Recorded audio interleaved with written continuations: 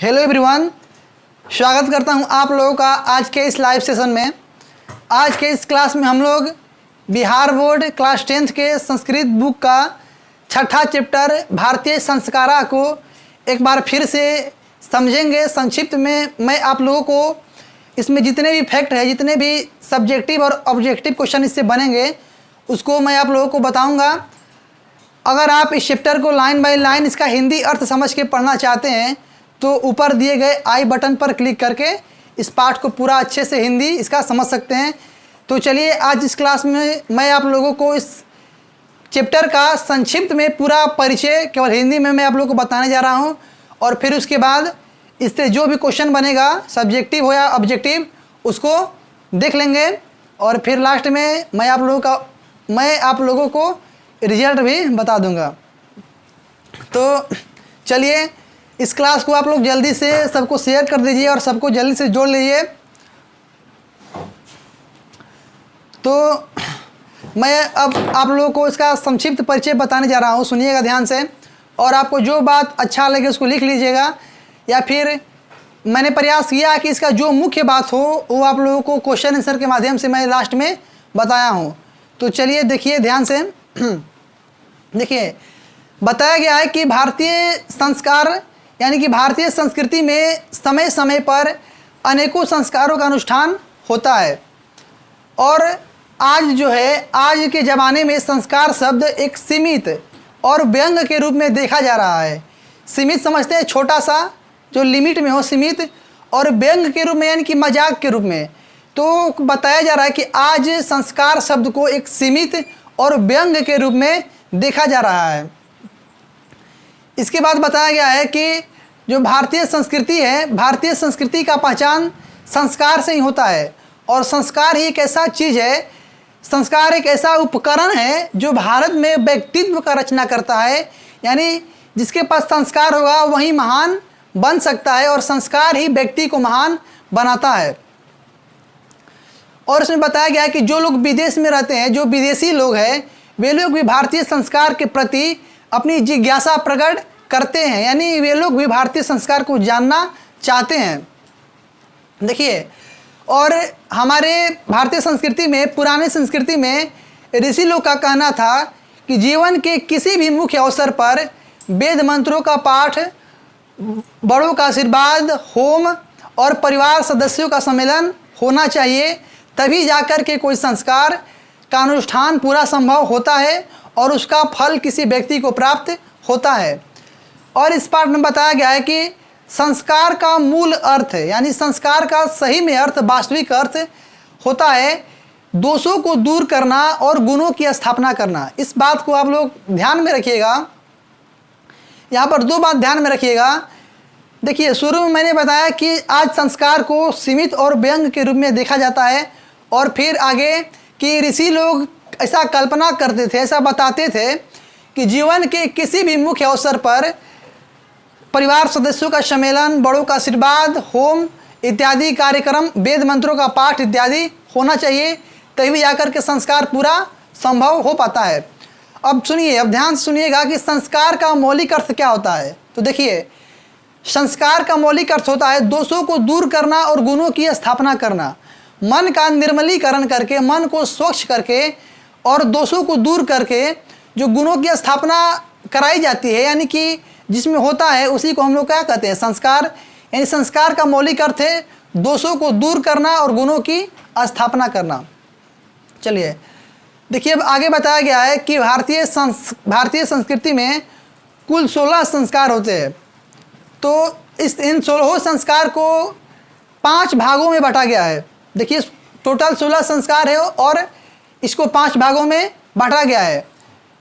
और 5 भाग कौन कौन है, देखिए आप लोग पहले ध्यान से सुन लीजिए, उसके बाद इन सारे बातों को मैंने आप लोगों को मतलब बाद में इस वीडियो के अंत में आप लोगों को लिखा हुआ मिलेगा, तो आप लोग लिख लीजिएगा। देखिए, तो संस्कार कुल 16 है और इन 16 संस्कार को 5 भाग में बांटा गया है। अब देखिए 5 भाग किस तरह से बांटा गया है।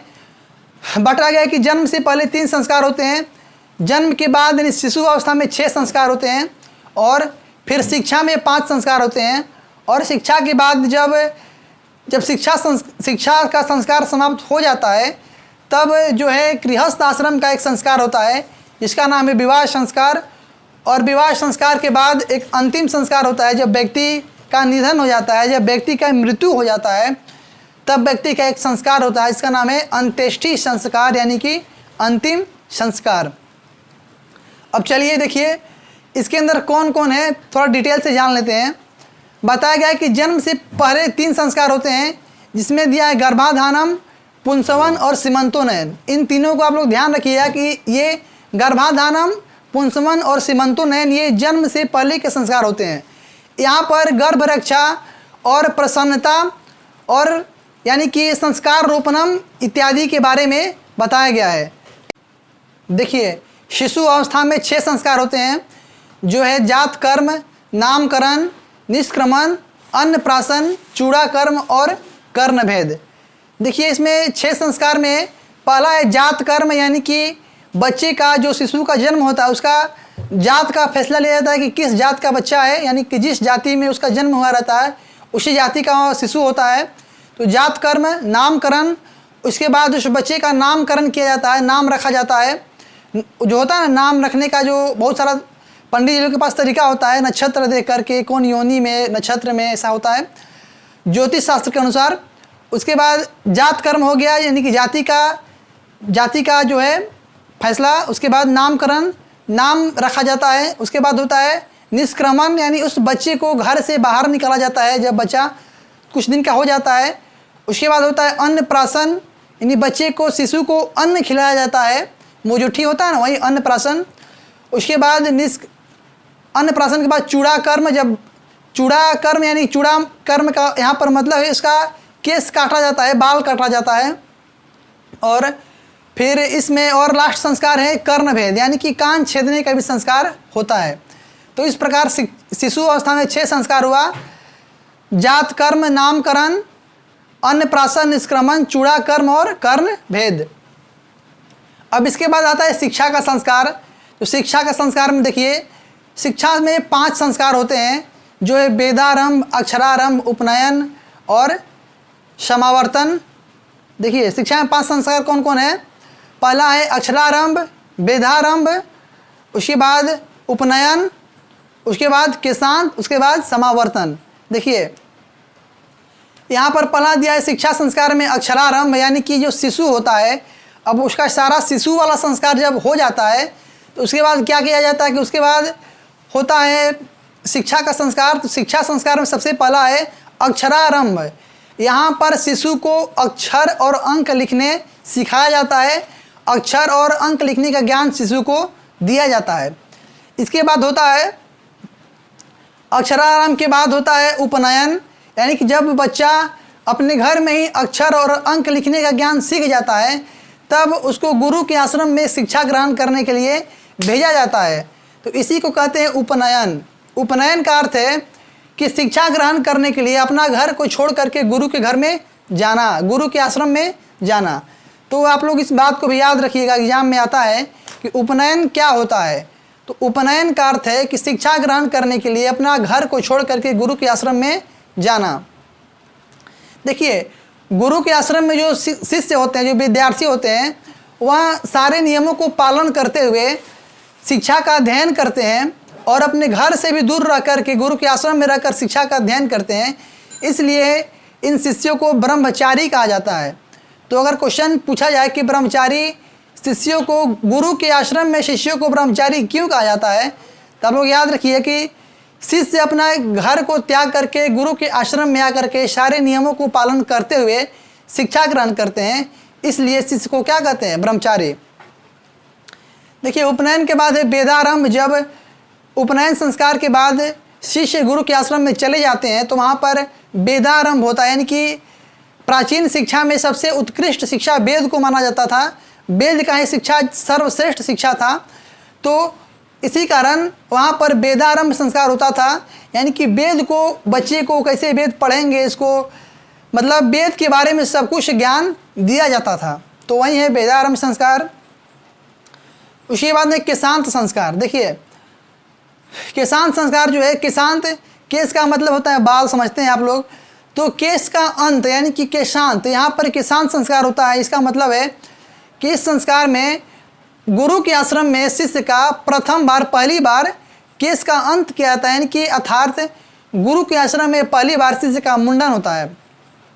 तो इसी मुंडन के क्रिया को हम लोग कहते हैं केशांत संस्कार।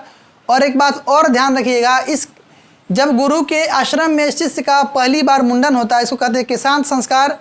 और इसी संस्कार में गाय को दान देना शास्त्रों में, वेदों में प्रमुख बताया गया है, महत्वपूर्ण बताया गया है। तो इसीलिए इस संस्कार को गोदान संस्कार भी कहा जाता है। तो इस बात को आप लोग ध्यान में रखिएगा कि केशांत संस्कार को गोदान संस्कार कहा जाता है। और इसलिए क्योंकि इस संस्कार में शिष्य का पहली बार गुरु के आश्रम में मुंडन होता है और इस मुंडन में गाय को दान देना प्रमुख होता है, महत्वपूर्ण होता है, इसीलिए केशांत संस्कार को गोदान संस्कार कहा जाता है। चलिए देखिए, इसके बाद जो है केशांत के बाद है समावर्तन संस्कार। तो समावर्तन का मतलब है, समावर्तन एक तरह से समाप्त हो जाता है, शिक्षा समाप्त हो जाता है और गुरुजी जो है अपने शिष्य को लास्ट अंतिम उपदेश देते हैं और उसको गृहस्थ आश्रम में जाने के लिए, यानी कि उसके बाद समावर्तन संस्कार के बाद जो शिष्य होते हैं वह गृहस्थ आश्रम में प्रवेश कर जाते हैं। तो देखिए, समावर्तन संस्कार में इसका मतलब है कि शिक्षा समाप्त और गुरु जो है अपने शिष्य को अंतिम उपदेश देते हैं और कहते हैं कि सत्यम वद धर्मम चरा, यानी कि हमेशा सत्य बोलना, धर्म के रास्ते पर चलना, और मैंने जो तुमको शिक्षा दिया है, अध्ययन जो तुम यहाँ पर किए हो, इसको लगातार करते रहना, अध्ययन को भूलना नहीं। तो इस प्रकार 5 शिक्षा के संस्कार थे। इसके बाद जो है, इसके बाद आपका है, देखिए जब समावर्तन संस्कार हो जाता है तब व्यक्ति गृहस्थ आश्रम में प्रवेश करता है और गृहस्थ आश्रम में एक संस्कार होता है, इसका नाम है विवाह संस्कार। तो याद रखिएगा, गृहस्थ आश्रम का एक संस्कार है विवाह संस्कार। तो विवाह संस्कार होने के बाद जो आदमी होता है वह पूर्णतः गृहस्थ आश्रम में प्रवेश कर जाता है। तो ये हुआ एक संस्कार, विवाह संस्कार। और विवाह संस्कार एक पवित्र संस्कार है। इसके बारे में आप लोगों से एग्जाम में प्रश्न पूछा जाता है कि विवाह संस्कार कैसा संस्कार है और इसमें क्या क्या होता है। तो सुनिए, ध्यान सुनिए कि विवाह संस्कार एक पवित्र संस्कार है और इस संस्कार में बहुत सारी अनेकों विधियाँ और कर्मकांड होते हैं। जिससे क्या क्या होता है वधू के घर में वर पक्ष का स्वागत, पानी ग्रहण, सिंदूर दान, कन्यादान, अग्नि स्थापनम, लाजा होम, ठीक है, इत्यादि बहुत सारे विधियाँ होती है जो आगे मैं आप लोगों को पूरा डिटेल से बताया हूँ, उसको आप लोग लिख भी लीजिएगा कॉपी में। तो विवाह संस्कार एक पवित्र संस्कार है और इसमें बहुत सारी अनेकों कर्मकांड एवं विधियाँ होती है। और इसके बाद अंतिम में जब व्यक्ति का निधन हो जाता है तो एक संस्कार होता है अंत्येष्टि संस्कार, यानी कि अंतिम संस्कार, और इसके बाद कोई संस्कार नहीं होता है। तो इसके बाद जो है मतलब समझिए कि कुल मिलाकर के 16 संस्कार है, जो जन्म से पहले 3, जन्म के बाद 6 और शिक्षा का 5 और गृहस्थ आश्रम का एक संस्कार विवाह संस्कार और फिर व्यक्ति के मरने के बाद अंतिम संस्कार। तो इसी तरह संस्कार का क्रिया चलते रहता है और संसार इसी तरह आगे बढ़ते रहता है। तो यहीं इस क्लास में मतलब कि ये जो संक्षेप वर्णन हुआ यही है। आप लोग जो मैंने आप लोगों को बताया, इन बातों को आप लोग दिमाग में रखिएगा। अब चलिए इसके आगे जो प्रश्न उत्तर है, इस मतलब इसके जो महत्वपूर्ण ऑब्जेक्टिव तथा सब्जेक्टिव क्वेश्चन है उसको हम लोग देखेंगे। तो बने रहिए हमारे साथ। चलिए शुरू करते हैं। अब हम लोग इस चैप्टर का जो ऑब्जेक्टिव तथा सब्जेक्टिव क्वेश्चन बन सकता है, अब मैं आप लोगों के सामने डिस्कस करने जा रहा हूँ। देखिए संक्षेप में मैंने जो वर्णन किया है, एक तरह से इस पूरे पाठ का हिंदी अर्थ मैंने आप लोगों को बताया है और जो भी क्वेश्चन बनेगा इसी से आएगा, इससे बाहर कुछ भी नहीं जा सकता बिहार बोर्ड में। तो इसका क्वेश्चन जो था, चलिए देख लेते हैं। देखिए पहला क्वेश्चन था कि पुंसवन संस्कार कब होता है।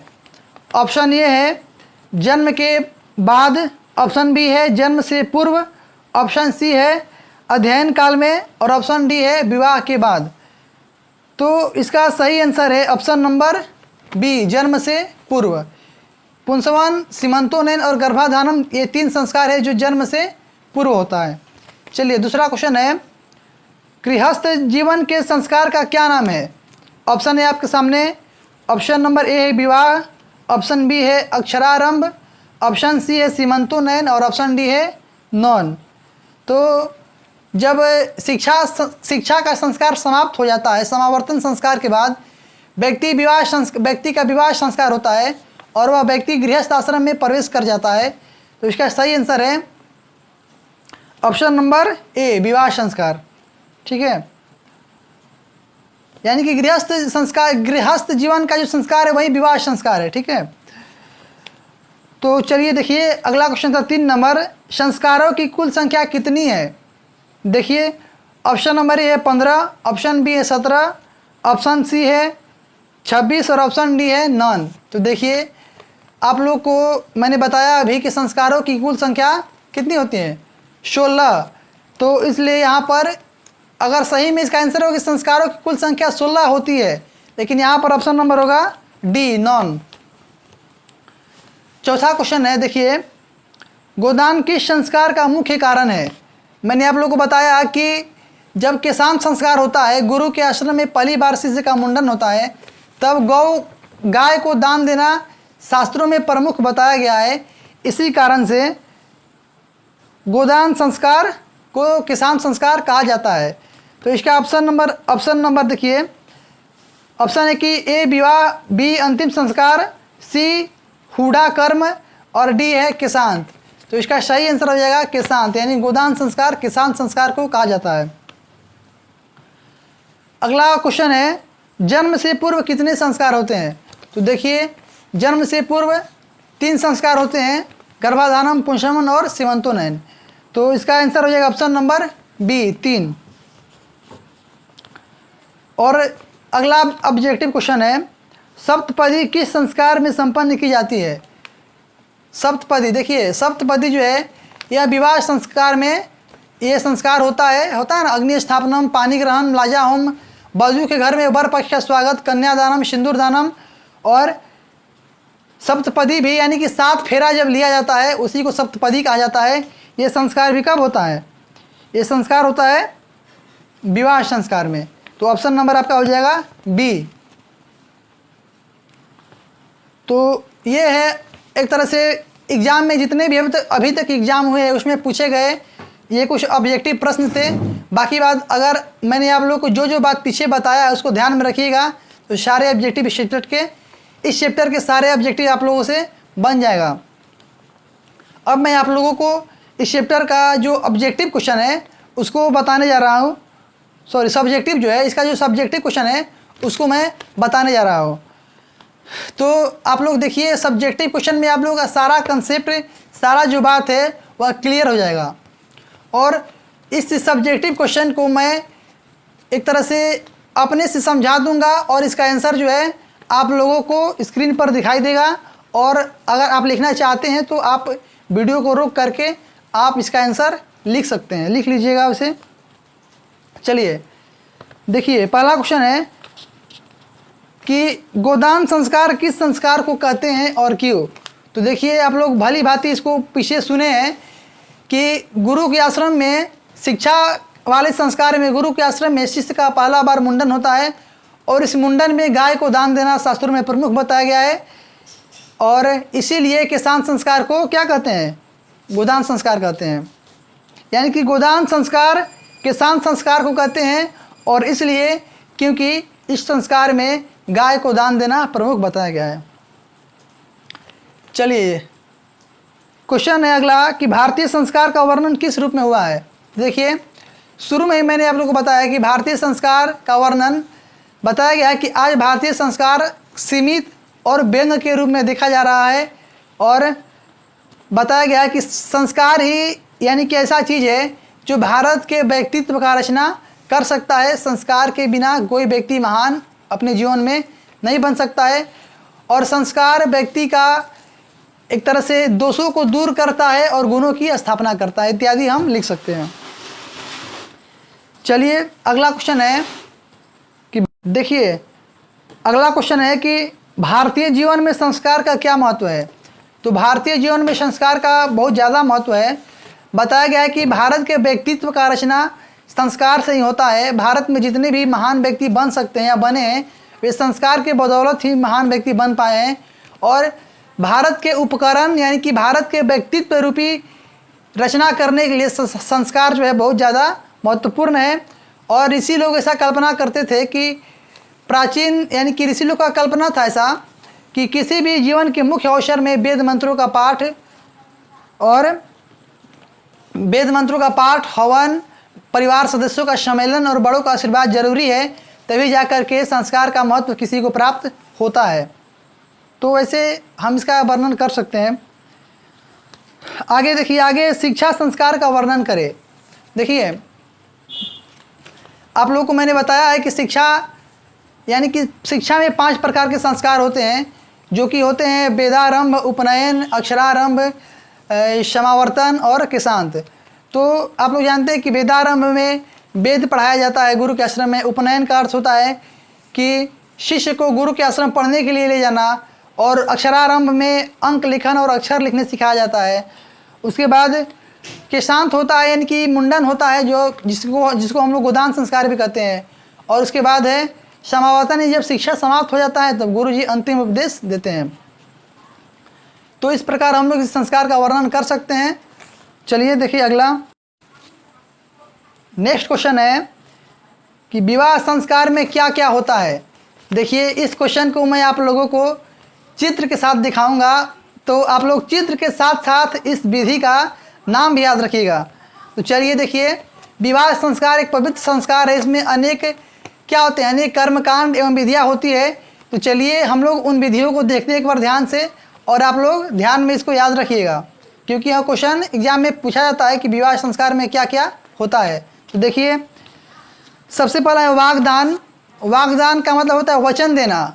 वचन देना कि हम लोग शादी के बाद 7 जन्म तक साथ साथ रहेंगे।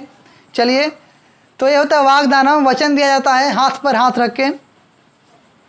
उसके बाद होता है मंडप निर्माणम।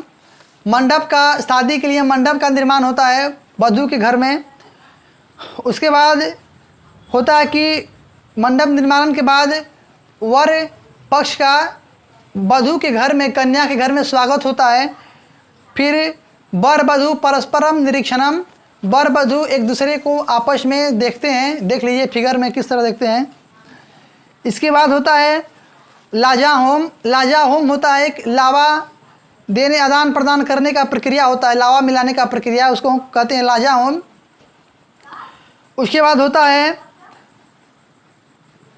अग्नि स्थापनम। अग्नि की स्थापना होती है, और अग्नि की स्थापना के बाद फिर सप्तपदी होता है। अग्नि को प्रज्वलित करने के बाद जो होता है सप्तपदी, 7 फेरे लिए जाते हैं, और 7 फेरे का मतलब अपना अलग अलग अर्थ होता है। इसके बाद होता है सिंदूरदान। सिंदूरदान किया जाता है, और सिंदूरदान के बाद फिर होता है कन्यादान, और इस प्रकार विवाह संस्कार संपन्न होता है। तो यही है विवाह संस्कार। आप लोग याद रखिएगा कि विवाह संस्कार में अनेकों कर्मकांड एवं विधियाँ होती है, जो वागदानम, मंडप निर्माणम, वर वधू परस्परम निरीक्षणम, कन्या के घर में वर पक्ष का स्वागत, पानी ग्रहणम, कन्यादानम, अग्नि स्थापनम, सप्तपदी, सिंदूर दानम, लाजा होम इत्यादि संस्कार होते हैं। चलिए, तो आप लोग जरूरी नहीं है कि सारा संस्कार जो बुक में दिया है सब लिखना है, बस 5-6 ठो आप लोग को जो जो याद रहे अच्छा से उसको इस क्वेश्चन में लिखना है। चलिए, नेक्स्ट क्वेश्चन है संस्कार कितने हैं, कौन कौन, एक एक करके सबका नाम लिखिए। तो ये क्वेश्चन मैंने आप लोगों को पहले ही बता दिया था, और ये क्वेश्चन जो था ये अनिवार्य था। बहुत कोई लिखे हैं, बढ़िया से याद किए थे वो लिख पाए हैं, और बहुत कोई कुछ लिखे हैं, कुछ छोड़ दिए हैं, तो उनको नंबर भी 1 नंबर ही मिला है। चलिए देखिए, संस्कार कुल 16 है, जो 5 प्रकार में 5 भागों में बांटा गया है। जन्म से पहले 3 संस्कार देखिए स्क्रीन पर। जन्म से पहले 3 संस्कार होते हैं, जो है गर्भाधानम, पुंसवन और सीमंतोनयन। फिर जन्म के बाद 6 संस्कार होते हैं, वे हैं जात कर्म, नामकरण, अन्नप्राशन, निष्क्रमण, चूड़ाकर्म और कर्म भेद। इसके बाद शिक्षा में 5 संस्कार होते हैं, जो है अक्षरारंभ, उपनयन, वेदारंभ, केशांत और समावर्तन। उसके बाद गृहस्थ आश्रम में एक संस्कार होता है जिसका नाम है विवाह संस्कार, और विवाह संस्कार में एक पवित्र संस्कार है, इसमें बहुत सारे कर्मकांड एवं विधियाँ होती है। और इसके बाद एक है जब व्यक्ति का निधन होता है, जब व्यक्ति का मृत्यु हो जाता है, तो इसके बाद होता है एक अंतिम संस्कार जिसको हम लोग बोलते हैं अंत्येष्टि संस्कार। तो इस प्रकार कुल 16 संस्कार है, और इस वीडियो को अगर आप अच्छे से पढ़ लेते हैं तो आपको इस चैप्टर में और कुछ पढ़ने की ज़रूरत नहीं है। चलिए अब समय है रिजल्ट का। अब आप लोग के सामने अभी सर आएंगे और आप लोग का रिजल्ट सुनाएंगे। तो देखिए, आइए सर। हेलो एवरीवन, कैसे हैं आप लोग? इसलिए पहली बार लाइव क्लास में जुड़ करके अच्छा लग रहा है, और ख़ास करके आप लोग का रिजल्ट को देख करके। बहुत बच्चा अच्छा कोशिश किया है। कोशिश का नतीजा ये है कि पूरा मार्क्स लेके आए हैं। पहला है ये,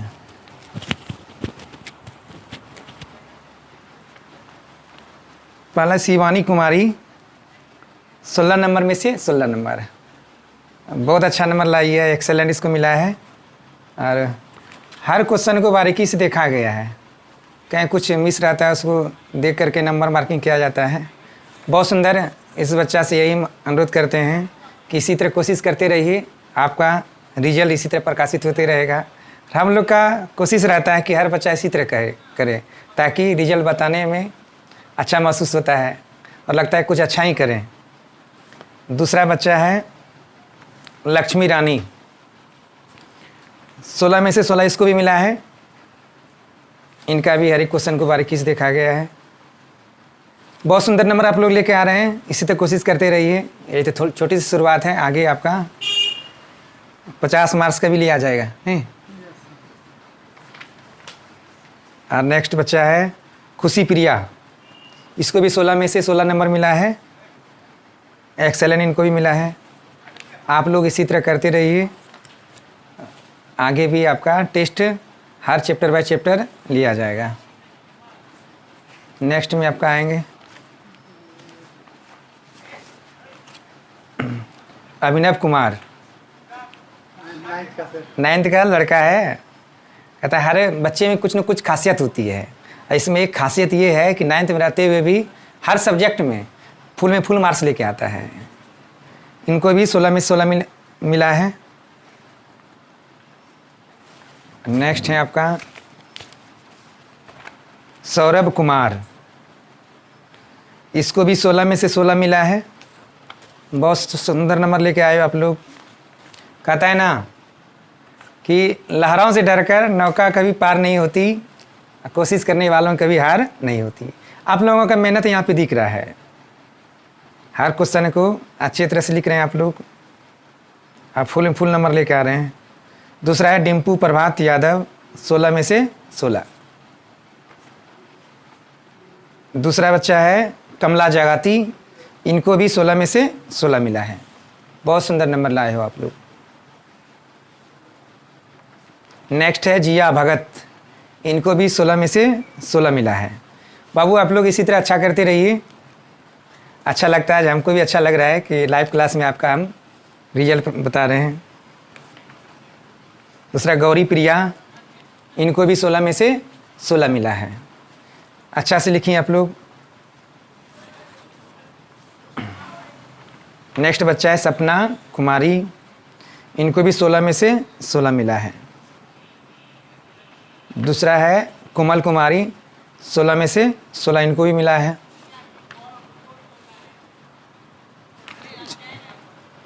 और दूसरा है धर्मेंद्र कुमार, इनको भी 16 में से 16 मिला है। बहुत सारे बच्चा यहाँ पे जो 16 में 16 नंबर लाए हो।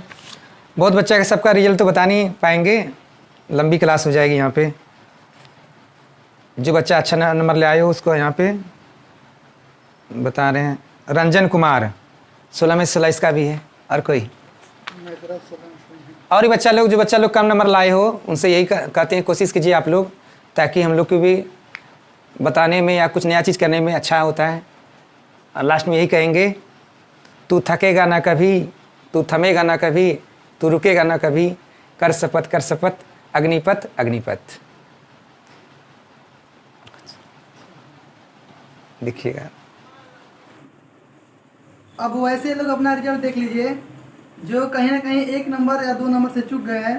तो देखिए, Shubham Shankar 15 number, village रंगांव। Ankit Kumar, village Panjwara, इनका भी आया 15 नंबर। रौनक राज, विलेज पंजवारा, इनका भी आया 15 नंबर। साहिल राजपूत, इनका भी आया 15 नंबर। शिवम राज, इनका भी आया 15 नंबर, विलेज कचमचिया। ओम नारायण, विलेज रनगांव, इनका भी आया 15 नंबर। और फिर अंजलि कुमारी पंजवारा, आया 14 नंबर। अनोखा कुमारी रनगांव, इनका आया 14 नंबर। और ज्योतिका कुमारी, विलेज रनगांव, इनका भी आया है 14 नंबर। और शिवम आर्मी, विलेज मोटंगा, इनका भी आया है 14 नंबर। और बंटी कुमार, विलेज रनगांव, आया है 14 नंबर। तो आप लोग कहीं ना कहीं कुछ नंबर से चूक गए, तो आप लोग को थोड़ा और मेहनत करने की ज़रूरत है। अब देखिए, वैसे लोग जिनका सबका रिजल्ट बता देता हूँ, रुकिए जरा सा 1 मिनट।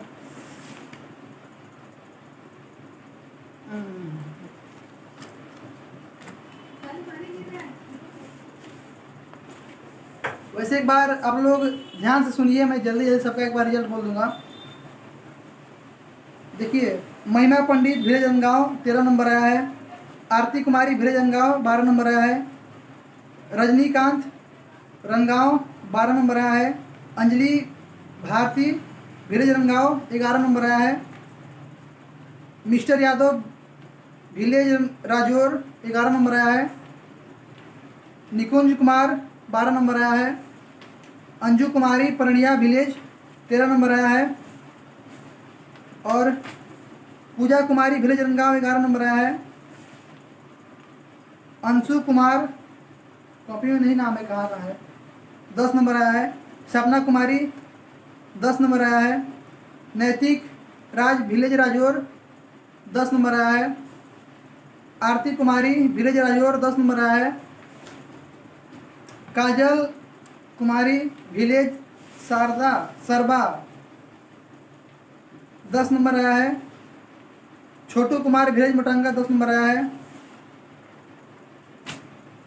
मिलन कुमार, 13 नंबर आया है।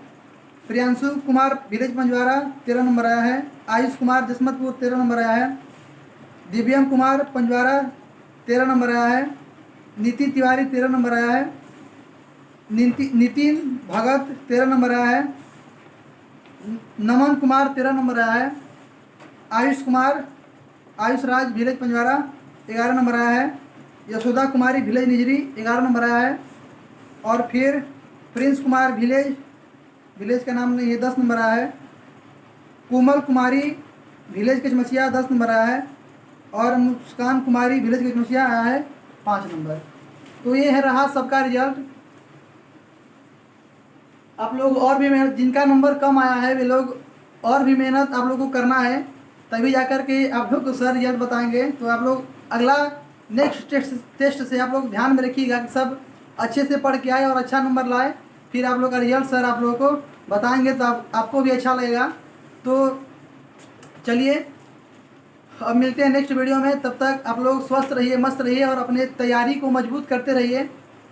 तो मिलते हैं अब नेक्स्ट टेस्ट का वीडियो में, तब तक के लिए धन्यवाद।